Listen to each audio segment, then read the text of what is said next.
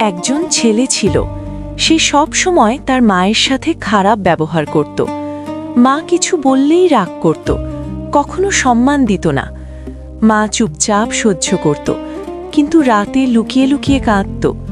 একদিন ছেলেটা খুব অসুস্থ হয়ে গেল।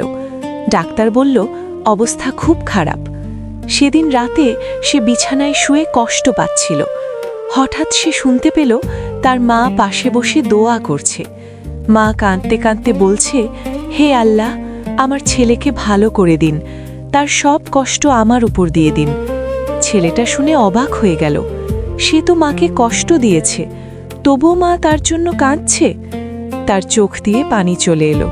সে কাঁপা কাঁপা গলায় বলল, মা, আমাকে মাফ করে দাও। মা তাকে বুকে জড়িয়ে নিল। সেদিন সে বুঝল মায়ের ভালোবাসা কেমন হয়। আর জানো কি, যে মা বাবার সাথে ভালো ব্যবহার করে আল্লাহ তার প্রতি সন্তুষ্ট হন।